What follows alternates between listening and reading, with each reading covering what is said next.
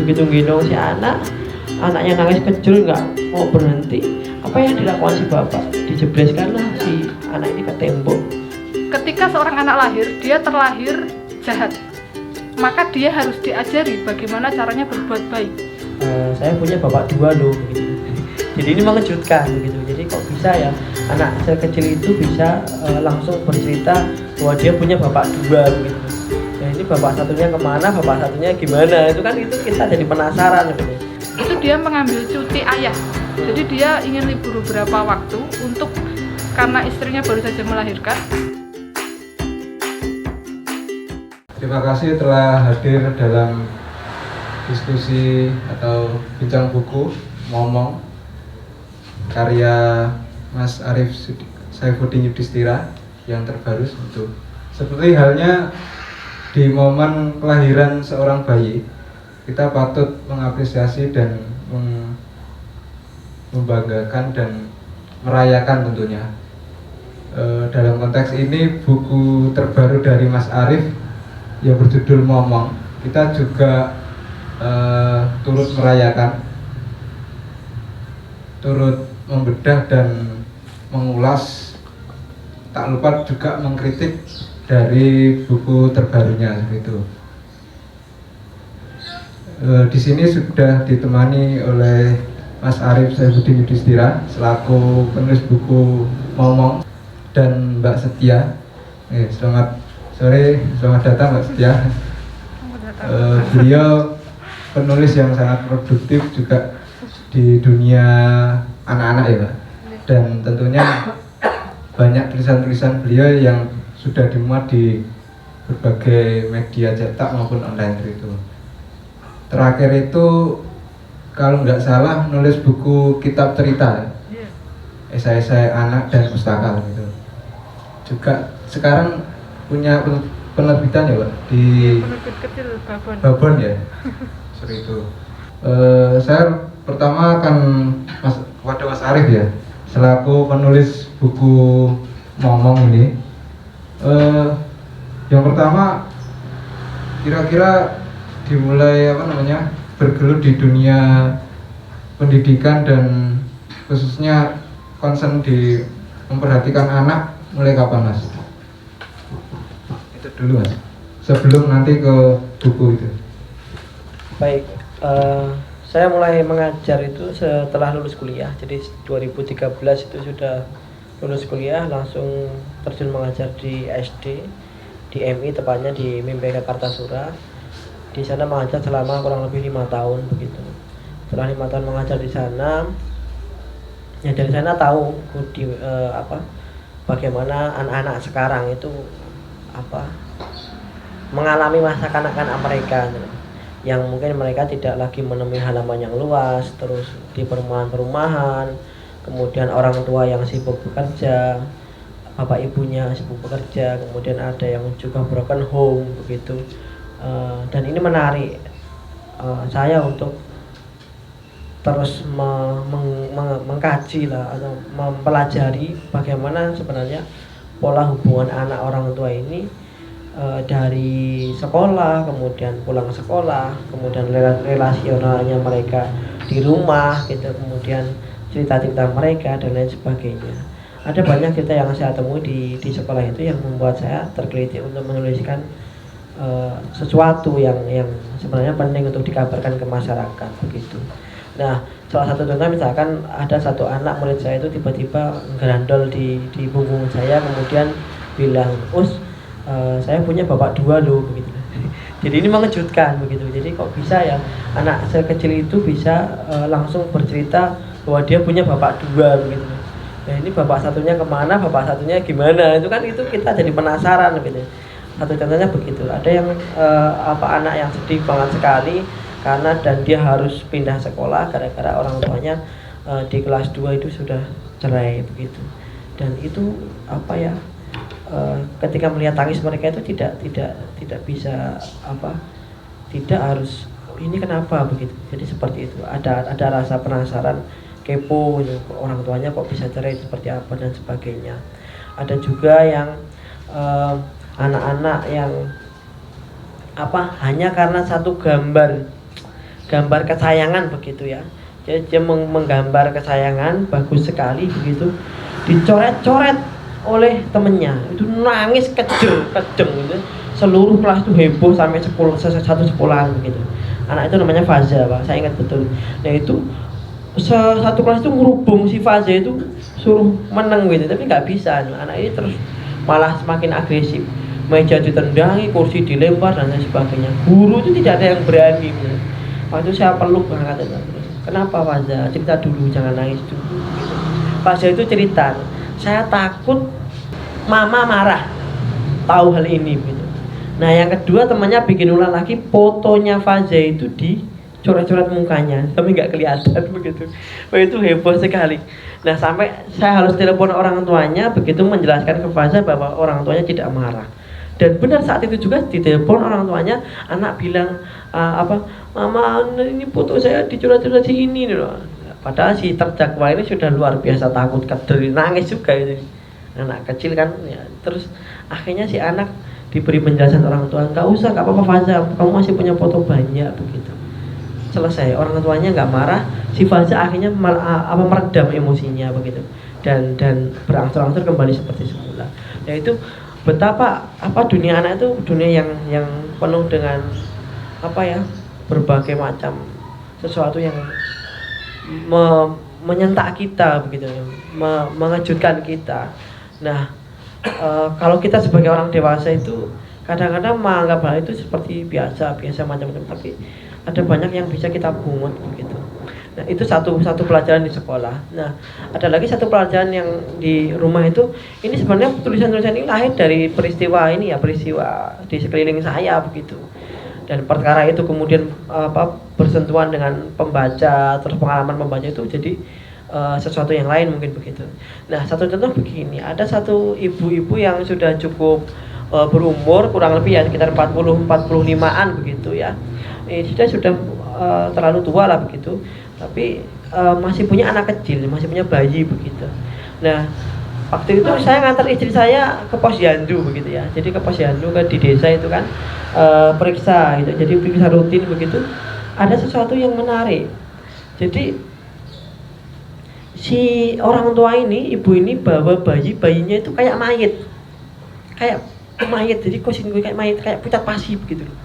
Nah waktu itu bidannya heran kayak mayit, terus kulitnya itu kayak males gitu, jadi kayak lumpuh ayu lah, jadi lemas biang aja gitu. Terus bidannya langsung marah, ini kamu kasih makan apa bu gitu, langsung begitu bidannya. Ini sudah tanda-tanda nggak mungkin ini kalau ASI seperti ini. Nah kemudian si bidan menjawab, si ibunya menjawab, itu saya kasih makan tajin. Jadi dikasih makan tajin, nggak dikasih ASI. Gila itu. Jadi bukan susu formula ya, jadi tajin. Tiap pagi itu kita bikin tajin banyak begitu untuk minum si bayi. Dan itu memang sengaja oleh ibunya nggak dikasih makan ASI gitu.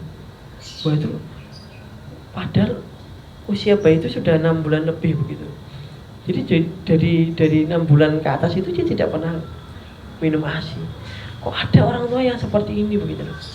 Nggak tahu itu mungkin karena suaminya menyuruhnya nggak usah dikasih ASI lah begitu, atau nggak tahu gitu ya. Jadi itu terlepas itu nggak tahu. Kan artis-artis sekarang juga modelnya seperti itu ya. Jadi wis beli alasan kayak ASI gitu loh. Aku pengen awet ayu lah, bayiku wis susu formula wae seperti itu. Tapi ini faktanya terjadi di sekitar kita. Dan itu saya temui dengan mata kepala saya sendiri. Kok bisa ya tiga orang tuanya sendiri seperti itu? Saya nggak tahu setelah 2 atau 3 tahun anak ini seperti apa begitu. Ada yang seperti itu. Nah, ada juga saya menemui satu cerita yang tetangga kontrakan itu. Bapaknya tuh kecanduan game. Dia kerja sampai sore, setelah sore dia pokoknya pegang HP sampai malam. Orang ngurus macam-macam. Dan itu saya lihat sendiri. Orang yang nangis kayak orang gagas gitu. Ya sing ibu itu pendidikannya nggak begitu tinggi lah, karena dia tak cerita begitu dari pendidikannya lulusan SD begitu, ya mungkin nggak tahu perkembangan anak gimana. Ada anak satu pertama itu yang nggak beruntung adiknya, dia tuh bukan numpul gagu, jadi kayak gitu. 3 tahun benar. Anak saya umur 6 bulan ini cacat cuek gitu ya. Itu 3 tahun waktu saya di kontrakan. 3 tahun sakit itu, ya Allah, kok kayak gini gitu loh. Nah, waktu sama anak saya diajak ngobrol macam-macam ya, jadi diajak cerewet begitu ya, nyambung gitu ya, pokoknya diusaha diajak bicara begitu. Saya nggak tahu kelanjutan ceritanya waktu saya pindah kontrakan, kan saya tidak tahu ceritanya begitu. Kebetulan isi ibu ini pindah kontrakan dulu, nanti saya tidak tahu kelanjutannya. Tapi saya berani memprediksi begitu, mungkin ini kayaknya berlanjut terus begitu loh. Berlanjut terus karena apa? Ya si bapak masih bekerja di pabrik seperti itu, si ibunya di rumah ngurus anak 3. Bayangin ngurus anak 3 loh. Jadi mau repotnya kayak ngopo gitu ya. Jadi di rumah kayak gitu kayak ya wallahu alam begitu. Jadi ada banyak yang seperti itu gitu. Kalau saya juga melihat di koran begitu, ada bapaknya pengamen begitu, ibunya itu tukang cuci baju di Surabaya itu, keliling begitu. Pagi-pagi ibunya berangkat begitu, bilang ke suami tolong jagain si anak begitu. Nah si suami biasanya ngamen ya begitu ya, begitu gendong si anak, anaknya nangis kecil nggak mau berhenti. Apa yang dilakukan si bapak? Dijebleskanlah si anak ini ke tembok 3 kali lebih, mati anaknya. Ini peristiwa-peristiwa yang ada di sekitar kita yang bagi saya membuat saya jadi tergelitik. Eden ya wong tua saiki gitu. Jadi kok bisa seperti itu begitu. Jadi apa mereka tidak pernah mewarisi bagaimana orang tua mereka mendidik mereka, bagaimana mereka dibesarkan, bagaimana mereka kemudian diasuh, dimomong gitu ya. Seperti itu. Ini dari sebagian kecil ya cerita yang coba saya tangkap begitu. Kemudian saya coba olah begitu. Nah, misalkan tadi satu tanda kecil, misalkan soal ASI gitu ya. Kenapa sih saya harus nulis ASI gitu? Semua orang tahu lah ASI itu penting untuk anak gitu ya. Jadi nggak usah ditulis lah ngapain. Tapi saya merasa ada sisi berharga seperti itu. Barangkali ada anak-anak atau orang-orang kita, saudara-saudara kita yang sosialita, yang heboh-heboh itu karena zaman ya yang mungkin terpengaruh dengan pola artis dan sebagainya itu, jadi mereka ngikutin gitu tanpa tahu begitu loh. Oh ternyata efeknya sedemikian rupa gitu. Itu saya pikir sedikit cerita bagaimana saya menulis buku momong ini, dan beberapa pembaca ibu-ibu juga merasa senang begitu ya, jadi merasa tambah semangat lagi seandainya nanti anaknya punya anak begitu, atau seandainya nanti dia punya anak lagi begitu. Jadi merasa memiliki banget gitu punya anak gitu, ditambah sayang gitu sing mau nih, ada seperti itu pengakuannya seperti itu. Tapi ya memang seperti itu. Kenapa fenomena pengasuhan itu yang mungkin menurut sebagian besar orang tema yang pinggir, tema yang sepele, nggak terlalu penting begitu ya, tapi begitu terjadi di lapangan tuh gila gitu ya.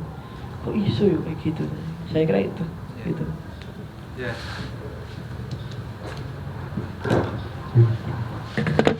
Memang benar ya yang disampaikan oleh Mas Arif selaku penulis buku ini. Jadi saya sempat menghatamkan buku ngomong ini juga.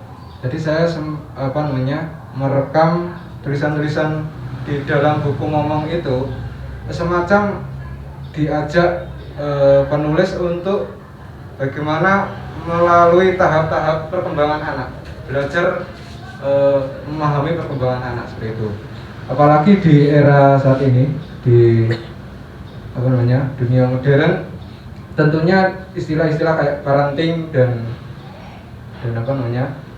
pengasuhan anak itu sekarang marak ya Mas. Jadi banyak dibicarakan dan banyak diminati.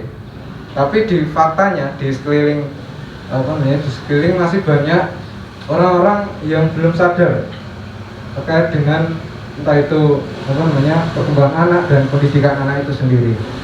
Itu terbukti di dalam tulisan buku ngomong begitu. Nah, lanjut pada Mbak Setia itu. Tentunya Mbak Setia di dunia anak, dan kira-kira untuk memotret buku ini melalui buku ngomong ini, Respon pertama membaca gimana, Mbak? Pertanyaan yang sulit. Aku mengawalinya dari cerita saja dulu. Ini cerita tentang ibu kepiting dan anak kepiting yang jalan-jalan di pantai. Tapi jangan menanyakan bapak kepitingnya ada di mana. Karena yang ngajak jalan-jalan ibu kepiting. Jadi ketika jalan-jalan ibu kepitingnya itu marah dengan anaknya. Mereka awalnya asik ngobrol, tapi ibunya marah. Kamu kenapa kalau berjalan kok mundur-mundur kayak gitu? Bu, kamu berjalan itu maju seperti teman-temanmu yang lain. Maksudnya hewan yang lain. Terus si anaknya itu jawabnya ya lugu saja. Dia tidak marah, tidak ngambek. Tapi anak kepitingnya jawabnya, loh aku kan belajar berjalan dari ibu. Aku melihat cara ibu berjalan. Ini bukan salahku loh, Bu. Aku kan melihat ibu. Jadi itu cerita yang dulu ku baca saat aku melihat beberapa masalah beberapa tahun lalu ketika Indonesia merayakan Hari Anak Nasional yang menjadi tema krusial itu gawai. Karena ibu-ibu itu marah dan kecewa. Kok anaknya itu setiap hari cuma pegang HP saja, padahal sekarang kan sudah pasti pegang HP. Belajar dari rumah. Tapi berarti ada sesuatu yang aneh dari situ, bahwa ibu itu ingin anaknya itu selalu menuruti dia. Orang tua itu biasanya selalu ingin didengar daripada misalnya anaknya dalam situasi emosi yang tidak menentu, dia akan mengecilkan dirinya atau menempatkan dirinya di posisi anak, bagaimana dia akan merasakan apa yang anak rasakan saat ini. Dan aku membaca Momong, Seni Mendidik Anak, ada dua hal yang aku tandai di sini, bahwa ini yang menulis seorang laki-laki yang sudah menjadi bapak. Dia juga seorang guru yang dekat dengan anak-anak dan pernah menjadi anak. Sekarang menjadi orang tua. Sekarang dia dilahirkan kembali oleh anaknya menjadi bapak. Sorry tak potong, Mbak. Jadi ada sisi patriarki dan di cerita itu sebenarnya iya, tapi di sini sebenarnya tidak. Karena kita selalu beranggapan pengasuhan itu yang paling menentukan adalah ibu. Sekarang agak modern, pemikiran yang modern, bagiku cukup modern ketika orang tua, bapak itu dilibatkan dalam pengasuhan. Dulu pernah ada terbit buku Menjadi Bapak Ayah ASI. Pernah dengar ya kayaknya teman-teman. Jadi bukan ibu ASI. Dan bukan berarti anaknya bapaknya memberikan ASI ke anak, itu kan tidak mungkin. Peristiwa evolusi tidak mengizinkan itu. Jadi di situ ada pendampingan, sudah pasti orang tua, bapak itu harus mendampingi, memberikan dukungan, dan bukan tidak hanya dia nanti menyokong atau membantu. Karena kata membantu saja itu sebenarnya sudah aneh. Bapak kok membantu? Bapak membantu ibu. Padahal itu anaknya bapak juga. Bukan hanya anaknya ibu. Jadi kan sekarang pasti bahasanya begitu. Bapak itu harus membantu ibu. Kemudian ada kejadian yang ini, masalah di Jepang kemarin. Salah satu hal yang sangat revolusioner itu dilakukan oleh salah satu menteri. Ini menteri apa ya? Aku lali, kayaknya menteri lingkungan. Jadi dia mengambil cuti. Itu baru pertama kali dilakukan oleh pejabat di Jepang katanya. Itu dia mengambil cuti ayah. Jadi dia ingin libur beberapa waktu karena istrinya baru saja melahirkan. Jadi dia ingin berada di dekat istrinya. Dan bagiku itu kejadian aneh. Terutama kalau itu dibawa ke Indonesia. Aku yakin sih sudah banyak lelaki yang modern, yang iyalah, punya kesadaran. Kita anggap punya kesadaran tinggi. Tapi mereka kan tetap akan biasanya kalau di sini daripada dibuat cuti ya mending laki-laki tetap kerja saja. Biasanya kita masih di sini masih terbantu kerabat-kerabat yang lain, ada nenek, bibi yang akan membantu pengasuhan. Itu terutama di Jawa. Apalagi kalau kita membaca di kebudayaan Jawa itu kan biasanya ada jarak antara anak dengan bapak. Dia biasanya akan banyak dekat dengan ibu. Tapi dengan bapak memang sengaja dibuat jarak. Kamu dengan bapak itu harus menghormati. Kamu agak takut-takut gimana? Dan kamu tidak boleh dengan begitu leluasa ngomong anak itu harus cukup patuh gitu, cukup patuh dengan bapak. Jadi jaraknya itu jelas. Dia sebenarnya menyayangi bapaknya, tapi dia harus sadar jarak itu harus ada. Nah itu di Jawa. Nah di sini Arif itu sengaja dia ingin menempatkan dirinya seperti istrinya. Mungkin saja aku membayangkannya gitu, karena dia kan naratornya jelas. Yang bercerita di sini lebih banyak bukan dia Arif menceritakan bagaimana istrinya mengasuh anak, tapi dia yang melibatkan dirinya bagaimana mengasuh anak ketika anak itu mulai berjalan, ngoceh, termasuk ini makanan atau ASI, makanan pendamping ASI. Itu dulu aku mendapatkan cerita dari temanku juga sangat rumit ya, makanan pendamping ASI itu loh. Aku salah satunya ingat temanku kuliah, itu menu paling mahal yang menjadi campuran itu adalah salmon. Jadi itu kan bukan menu yang biasa disantap oleh anak Jawa. Kita kan biasanya ada tahu, tempe, sayur-sayuran yang lokal ya. Tapi dia mengatakan dia akan beberapa waktu sekali memilih salmon. Karena itu ini dia mungkin ingin, tidak tahu apakah dia terpengaruh promosi salmon itu memiliki banyak gizi, atau mungkin itu gaya yang lain gitu loh. Kalau dia anaknya makan salmon itu akan berbeda dengan anak yang hanya makan bandeng atau atau tongkol misalnya. Iya, salmon itu sangat mewah. Kemudian ada beberapa tema lagi yang dia memasuki masalah di luar, sangat di luar. Karena Arif mungkin menyepakati ya beberapa pemikiran psikologi anak. Kalau anak itu perkembangan kognitifnya sangat dipengaruhi oleh lingkungan. Jadi ada yang mengatakan anak ketika lahir maka dia seperti kertas putih. Jadi resik banget gitu loh. Ada yang mempercayai ketika seorang anak lahir, dia terlahir jahat. Maka dia harus diajari bagaimana caranya berbuat baik. Biasanya aku akan memperhatikan salah satu yang sulit diajarkan ketika anak-anak itu adalah berbagi. Bagaimana ketika di tempat umum anak itu memiliki sesuatu maka dia berbagi. Karena kalau dia bisa berbagi, ini tuduhanku ya, ibunya akan mendapatkan persepsi yang baik. Oh, ibunya ini berhasil mengajari anaknya. Itu lebih ke ibunya. Tapi aku sangat penasaran, apakah anak itu terlahir untuk membawa kebaikan atau membawa kejahatan? Kalau filsuf, wah ini kalau membicarakan psikologi anak ini tokohnya jauh-jauh sana itu loh. Sangat jauh, karena mungkin di Indonesia ini masih termasuk baru. Aku anggap ini baru. Kan kalau di Eropa, Amerika, mereka mungkin sudah selesai gitu loh. Tinggal beresi saja, tinggal beresi perkembangan zamannya.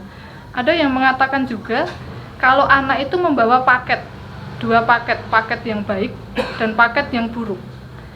Bergantung bagaimana nanti dia hidup di keluarganya, lingkungannya bagaimana membentuk dia, maka dua itu akan saling mengalahkan atau saling menguasai. Bisa saja yang menang itu kebaikan, bisa saja keburukan. Kayak sinetron. Ada tema lain yang bagiku menarik di sini. Ini sebenarnya masalah hal-hal yang berjarak dari anak, tapi sekarang itu harus sangat dipikirkan. Misalnya ruang. Kalau anak berada di rumah, kita bisa menyepakati ruang-ruang di rumah itu sebenarnya ruang yang dibentuk oleh orang dewasa. Ruang yang dewasa, meskipun ada kamar bayi atau anak itu berhak mendapatkan kamar sendiri ketika mereka masih remaja, mereka tetap di situ ada aturan yang berlaku. Anak itu harus mematuhi, kalau di sini kamu tidak boleh begini, kamu tidak boleh begini. Nah dulu Avianti itu pernah membahas ruang untuk anak. Karena sekarang kan kalau kita ke TK itu banyak ya, TK-TK itu kan digambari. Tiba-tiba kita masuk ke TK ada air terjun di tembok. Di sisinya ada pohon-pohon. Tapi imitasi, bukan sungguhan. Karena ruang-ruang sekarang itu kan sudah sangat sempit. Kalau dulu Ki Hajar ketika dia mendidik anak di Taman Indria juga dibahas di sini. Kalau sekarang taman kanak-kanak ya. Anak yang bermain dengan alam, dia membuat warna-warna dari tumbuhan, dari bunga, dia lalu pasaran, membuat layangan atau mainan dari kulit-kulit buah yang bisa dia temui, itu sangat biasa. Tapi kan kalau sekarang itu agak cukup mustahil gitu loh. Karena ruang kita di sekitar tidak mengakomodasi untuk hal itu. Jadi misalnya anak hari ini diajak ke mall ya, biasanya mereka sangat seneng diajak main pasir-pasiran yang kempling gitu loh. Terus ada truk-trukan, dia nanti dia membangun jembatan, membangun bendungan. Tapi itu kan sejam 20.000, kadang 50.000. Kalau orang tuanya setiap hari ngajak ke situ, tekor. Kalau misalnya dia dibiarkan main saja di sekitar rumah, biasanya ada kekhawatiran entah polusi, kejahatan, kok kepanasan, kulitnya jadi ireng, tabrak motor, belum lagi banyak hal-hal di luar itu yang sangat membahayakan anak. Tapi Avianti masih percaya kalau alam, seburuk apapun alam yang ada di sekitar kita, itu masih menjadi ruang yang baik untuk anak ketimbang berada di ruang yang indah, yang baik, tapi itu sebenarnya imitasi. Lalu ada juga masalah ini ya, pendidikan agama. Ini aku rodok belajar agama itu sulit. Dan aku menyadari hal ini loh. Kenapa ya? Dulu aku sangat, mungkin teman-teman juga mengalami ya, masalah belajar agama, belajar sholat, belajar puasa. Dulu kita menguasainya dengan sangat cukup mudah. Maksudnya ada paksaan-paksaan kan dari orang tua. Selain paksaan juga kita diberi contoh. Diberi contoh misalnya Jumatan diajak Jumatan, atau puasa ya diajari separuh hari, nanti dilanjutkan lagi. Tapi yang agama ini mungkin aku agak membedakan ya. Masalah religiusitas dan spiritualitas anak itu sangat berbeda. Dan bagiku sangat penting untuk mengajari anak itu berreligius dulu ketimbang beragama. Karena kalau religius, dia akan menganggap bahwa Tuhan itu tidak hanya berada di masjid, gereja, atau dia memakai mukena warna pink, atau dia akan berada di tempat-tempat yang menunjukkan simbol agama. Tapi kalau dia belajar religiusitas, maka dia akan menghayati peristiwa sehari-hari. Nah ini yang banyak dibahas di buku ini, peristiwa sehari-hari, berjalan, berbicara, tertawa, melamun, menangis, tidur, itu adalah penghayatan pertama anak untuk mengerti masalah rohaninya. Ada yang mengatakan jasmani atau tubuh itu tidak terlalu penting, itu hanya persinggahan yang nanti akan mati. Dan ada yang mengunggulkan jiwa atau roh, padahal dua-duanya kalau menurut Romo Mangun, ini penganut Romo Mangun. Aku sangat suka pemikiran Romo Mangun tentang religiusitas dan anak-anak itu. Bagaimana dia nanti hal itu seharusnya berangkat dari kejadian sehari-hari. Bagaimana anak menghayati itu, dan dia akan mengerti bahwa Tuhan yang dia kenal itu bukan Tuhan yang dia kenal dari agamawan, atau Tuhan yang dia kenal menurut pengkhotbah, atau Tuhan yang sangat menakutkan misalnya, yang dia lihat dari orang tuanya. Tapi Tuhan yang benar-benar dia kenali. Nah itu yang paling sulit kayaknya, yang masalah religiusitas ini. Tapi Indonesia hari ini sedang sangat sibuk dengan masalah moralitas. Pokoknya cah cilik kudu diajari bermoral. Entah itu di buku pelajaran, kalau nanti ke Gramedia seri bacaan anak itu semuanya seri moral. Bagaimana berbuat baik, memberi orang yang miskin, semacam itu. Ada di TV itu film horor bagiku, kartun horor yang di Trans 7 itu loh. Anak kecil ceweknya berjilbab, punya kakak satu itu, namanya siapa ya? Ada yang dulu di puasa tahun lalu itu, kayaknya kalau sahur itu mereka berdua pasti muncul. Jadi dua anak kecil yang tiba-tiba mereka pinter dalil. Itu bagiku sangat horor. Sangat horor karena itu terlalu cepat. Dia terlalu cepat bertindak, memutuskan yang baik itu begini, dalilnya ini. Mending ya diajari inilah, melaku, melihat, melamun itu kayaknya lebih religius. Begitu dulu ya.